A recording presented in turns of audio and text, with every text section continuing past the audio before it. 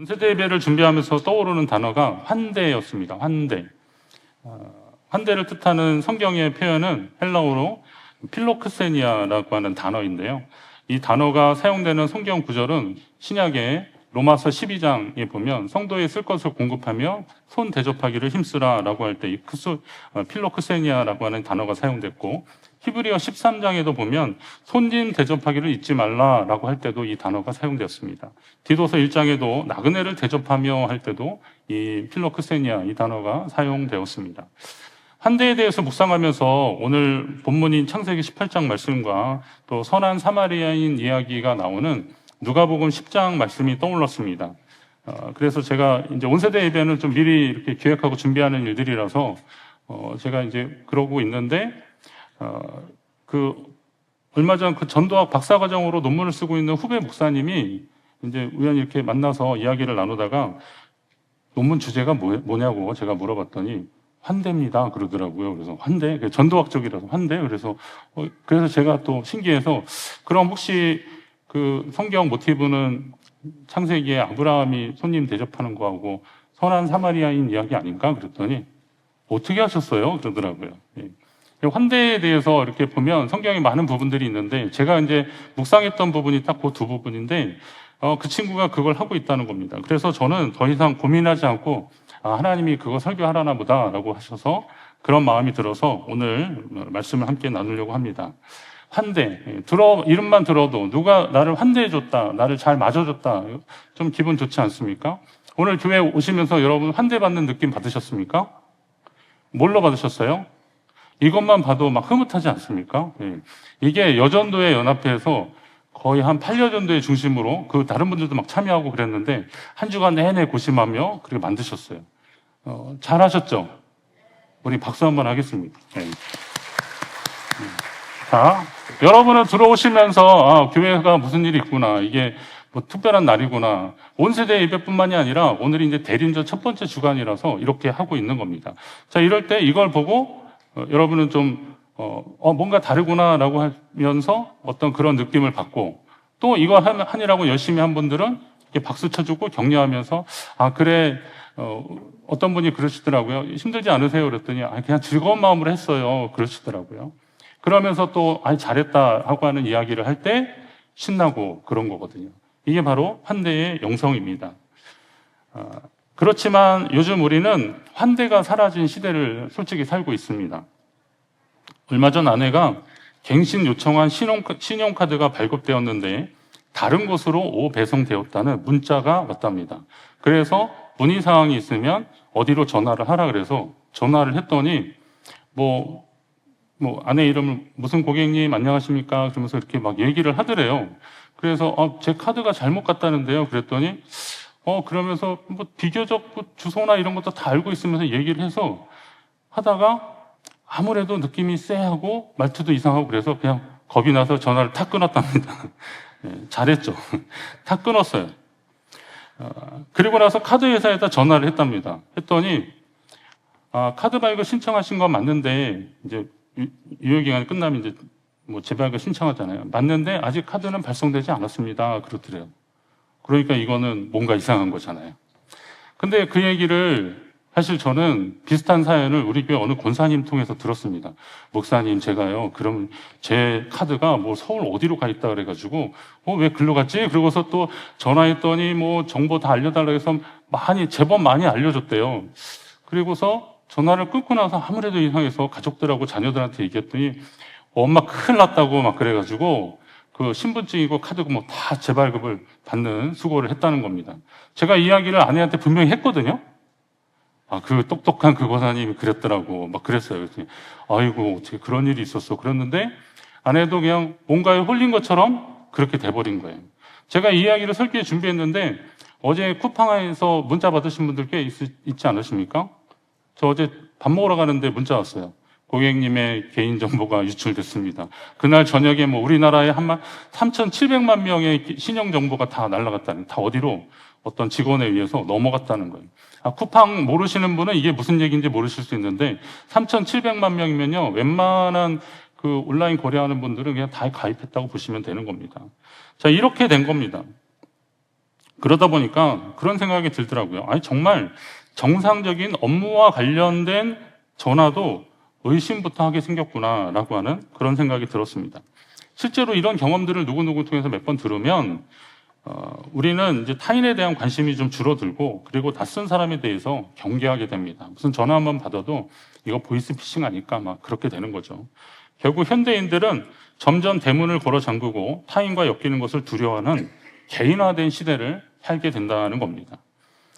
참 상황이 역설적입니다. 대부분 스마트폰을 다 사용하고 계실 텐데, 그러면 카톡이나 뭐 인스타그램, 뭐 페이스북, 뭐 이런 SNS를 통해서 지구 반대편에 그 멀리 있는 사람들하고도 소통을 하는데, 정작 자기 주변에 가까운 사람들과는 이 소통이 점점 줄어들고 있는 그런 시대를 요즘 우리는 살고 있는 겁니다. 그러다 보니까 오늘 지금 허재 성도님처럼 교회를 결정하는데도, 교회는 다 하나님의 교회고 그러면 어디든 가도 좋지 않을까 할 때도 어떤 교회는 또 어떨까 이렇게 자꾸 망설이 보고 그러는 겁니다. 우리 새가족도 계시는데 이분들도 다 한 번에 그냥 지나가다가 교회 십자가 보고 막 오신 분들은 거의 많지 않고요. 그냥 알아보는 거예요. 그 교회는 또 어떨까, 유튜브도 보고 주보도 보고 그러시는 겁니다. 이 중에 어느 권사님은 우리 교회 오셨는데 그 주보 보시고, 그리고 이제 그때 주보가 없으셔서 그 엘리베이터에 있는데 주보 좀 놨으면 좋겠어요. 그래서 그 이후로 이제 주보를 계속 거기다 비치를 하는 겁니다. 지나가는 분이 이렇게 주보로 좀 보시고 그러는 거죠. 그래서 교회를 결정하게 되는 겁니다. 자, 먼 곳에 있는 사람들과는 이런 SNS로 교류하지만 가까이 있는 사람들하고는 소통이 좀 줄어들고 있는 이런 시대. 말하자면 한대가 사라진 시대를 우리는 살고 있습니다. 하지만 성경은 반복적으로 한 대의 순간에 하나님이 찾아오신다라는 것을 우리에게 말씀해 주고 있습니다. 오늘 아브라함과 선한 사마리아인 오늘 이제 시간상 우리가 누가복음 말씀을 읽지는 않았지만 이 누가복음 말씀도 읽어보시면 그 선한 사마리아인 이야기인데요.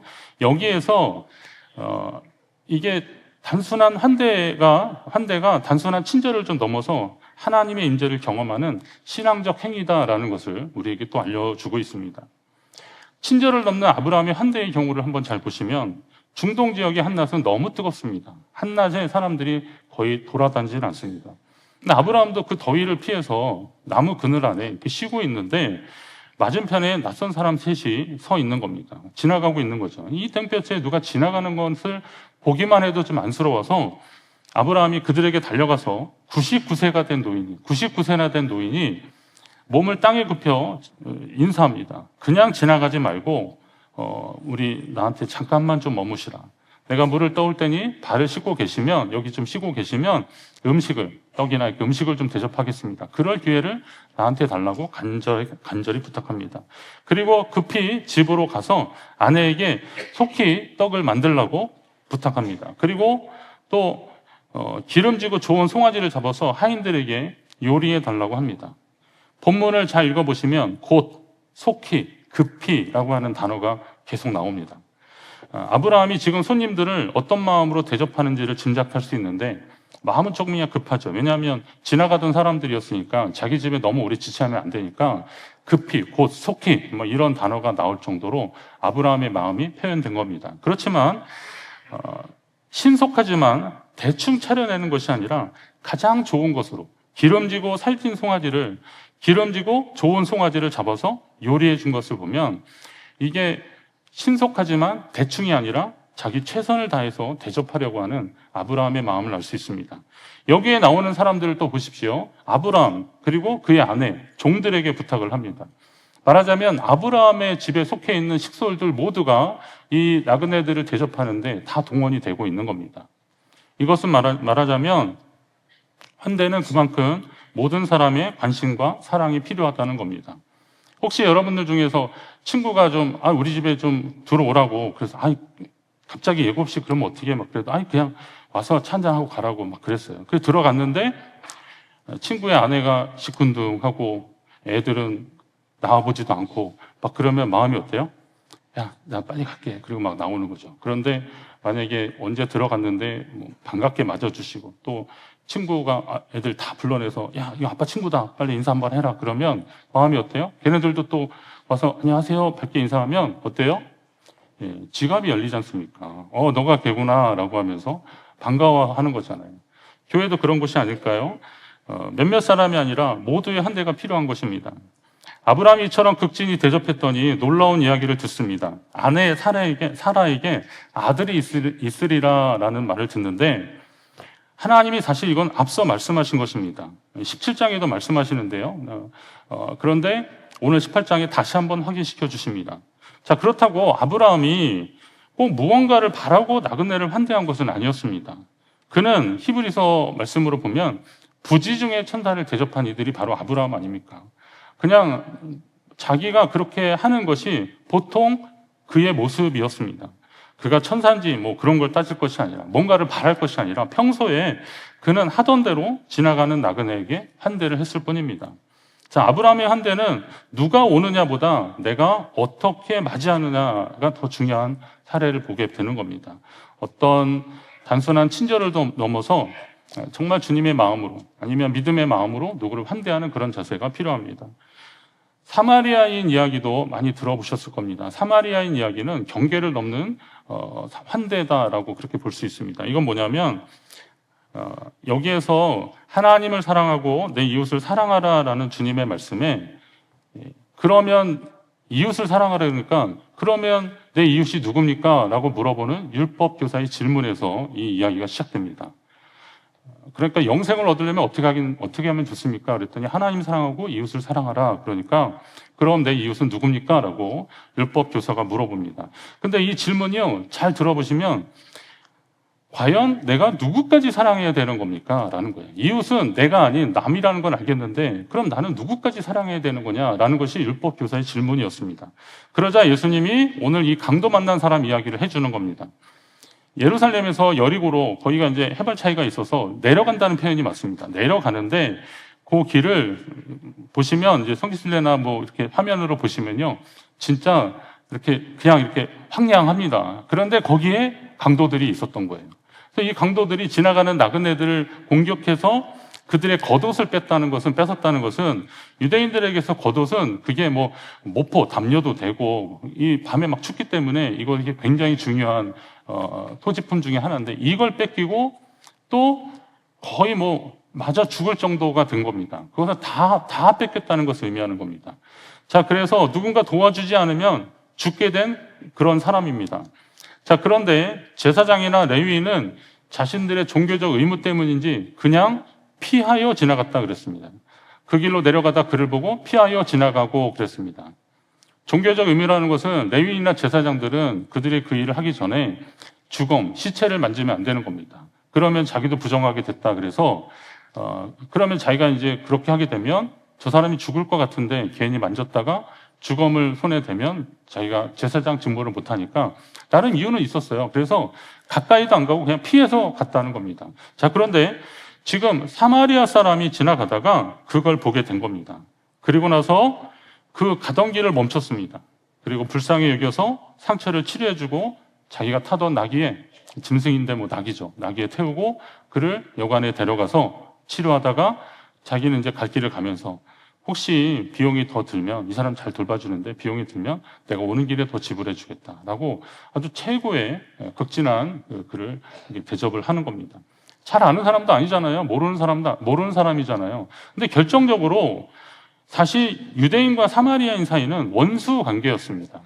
사마리아는 북왕국 이스라엘의 수도였었는데 이 북왕국 이스라엘이 멸망하는 과정에서 아수르가 강제 이주 정책을 해서 북왕국 이스라엘 사마리아 살고 있었던 사람들은 멀리 보내고 타국에 있는 이방 사람들 여기에 막 이주를 시켰습니다. 예전에 뭐 스탈린이 연해주 쪽에 있는 사람들을 중앙아시아 쪽으로 막 보낸 것처럼 이주 정책을 한 건 뭐예요? 그들의 그 터전을 잃게 해서 응집력을 떨어뜨리게 하고 낯선 곳에서 그냥 노동을 착취하는 그런 구조였거든요. 이런 게 이제 당시 통치자들이 했던 수법 중에 하나거든요. 근데 지금 사마리아도 그렇게 된 겁니다. 그런데 예수님 기준으로 보면 적어도 한 800년 전에 그런 일이 있었기 때문에 사마리아에 살고 있는 사람들은 이 순혈주의를 강조하는 유대인들에게서는 이방인과 같은 것이었기 때문에 이 사람들과는 상종도 하지 않았습니다. 그럼 유대인들이 그렇게 대하니까 사마리아 입장에서도 니들이 그러면 우리는 뭐 아쉬울 게 뭐 있냐 그러면서 아예 상종도 안 했고 그랬던 관계였는데 오늘 이 사마리아 사람이 바로 그 유대인을 만나서 가던 길을 멈추고 그리고 그를 돌보는 그리고 비용을 지불하는 그런 결단을 했다는 거죠. 말하자면 이 사마리아 사람에게 지금 한 이 일은 말하자면 그를 통해서 어떤 민족적인 경계를 뛰어넘는 치유와 회복의 자리가 그 가운데 있었다는 겁니다. 그리고 그런 환대를 베풀었다는 것입니다. 그런 의미에서 믿음의 관점에서 환대는 친절한 성품이 아니라 익숙하지 않은 사람에게도 먼저 다가가는 용기와 결단이라는 겁니다. 환대라는 말을 많이 들어보셔서 이 환대가 좋은 건 알겠는데 그럼 우리는 어떻게 되느냐? 친절한 성품의 사람들 있잖아요. 천성이 친절하고 안녕하세요 인사 잘하시고 그런 분들 있잖아요. 근데 믿음의 관점에서 보면 친절을 좀 뛰어넘는 결단이라는 거죠. 그 사마리아 사람이 짐승을 타고 가는데 나귀를 타고 가다가 내렸어요. 자, 강도 만난 사람입니다. 근데 이 사람을 도와주다가 나도 강도를 만날 수 있거든요. 그러니까 여기는 위험한 지역이구나. 빨리 가야겠다라고 생각할 수도 있는데 사람이 죽어가니까 이 생명을 더 소중히 여기고 결단해서 그는 나귀에서 내리게 된 겁니다. 이런 결단이 필요한 겁니다. 단순한 친절의 성품이 아니라 믿음의 결단, 용기가 필요합니다. 또 환대는 하나님이 일하시는 계기가 된다는 것을 아셔야 됩니다. 오늘 우리가 누군가에게 이런 환대를 베풀 때 그곳에서 하나님이 역사하시는 겁니다. 오늘 아브라함이 환대를 베풀었더니 아브라함의 장막에 하나님이 일하셨습니다. 하나님이 임하셨습니다. 오늘 선한 사마리아인이 그가 선대를 베풀었을 때 그 길 위에 하나님의 나라가 임했다는 겁니다. 따라서 오늘 우리가 그런 마음을 가지고 누군가를 대할 때 그곳에 하나님의 역사를 경험하게 될 것입니다. 여러분에게도 이런 은혜가 있기를 주의 이름으로 축원합니다. 환대는 예수님 상 그 자체였습니다. 예수님은 세리와 죄인의 집에 가셨고 제자들의 발을 씻겨 주셨습니다. 십자가에서 원수까지 품어 주셨습니다. 그래서 교회는 환대의 집이 되어야 됩니다. 우리 교회는 환대의 집이 되어야 됩니다. 낯선 사람이 부담 없이 들어올 수 있고 또 약한 사람이 존중받는 환대의 집이 되어야 됩니다. 이것이 하나님 나라 교회의 특징일 것입니다. 여러분에게 묻습니다. 요즘 일상에서 누구에게 먼저 다가가고 있습니까? 여러분은 누구에게 얼마나 다가가고 있습니까? 우리 교회는 낯선 사람들에게 얼마나 열려 있습니까? 저희 교회가 한 90여 년이 지나는 교회이기 때문에 어쩌면 그 가족 내력 잘 알잖아요. 예. 우리 누구 그러면 누구 이렇게 막 3대, 4대 이렇게 막 올라가지 않습니까? 그분의 어머니가 예전에 우리 교회 기도 대장이셨습니다. 막 그러는 거죠. 기도 대장인 어머니의 자녀의 자녀들은 그 얘기를 들으면 감사하긴 한데 또 한편으로는 내가 그러지 못해서 너무 죄송한데 이런 마음도 있을 정도로 그 내력을 다 깨고 있는 분들이 많이 있습니다. 그런데 그러면 우리 안에서는 그런 멤버십은 충분합니다. 그런데 여기서 또 주의할 건 뭐냐면 이렇게 오늘 이제 새로 오시고 또 우리 함께 예배하는 분들에게 우리가 더 관심을 가져야 된다는 겁니다. 자칫하면 이런 오랜 전통들이 이런 새로운 분들이 와서 예배하는데 조금 낯설어하는 그런 분위기가 될 수도 있다는 것입니다. 그리고 또 환대는 새로운 분들에 대한 환대가 아닙니다. 기존에 함께 예배하는 분들에 대한 환대도 분명히 필요한 겁니다. 그가 어떤 어려움을 당하고 있고 또 속상한 일을 만났을 때 그의 마음을 품어주고 그에게 다가갈 수 있는 그런 마음이 있습니다. 어려움을 만났다는 건요, 지금까지 경험하지 못했던 일을 겪고 있다는 겁니다. 어려운 일을 만났다는 것은 지금까지 아파보지 않았던 그 병을 겪고 있다는 거고 지금까지 겪어보지 않았던 그 사건을 경험하고 있다는 겁니다. 그도 낯설고 나도 낯섭니다. 혹시 내가 먼저 경험한 사람들이 있을 수도 있습니다. 그러나 그런 낯설음을 다시 제노포비아라고 그래서 이게 낯선 사람을 경계하는 그런 말이 있거든요. 그런데 믿음의 사람들은 그것을 환대로 받아주며 그와 같이 공감해주고 그리고 그와 함께 기도해주는 사람이 정말 필요하다는 겁니다.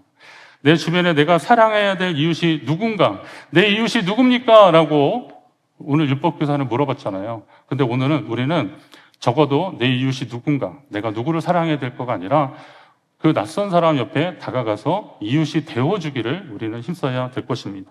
하나님이 좋은 이웃이 되어주기를 소망하고 그 발걸음을 내딛는 우리 모두에게 주님이 하셨던 것처럼 주님도 역시 우리를 환대해 주시고 맞아 주실 줄로 믿습니다.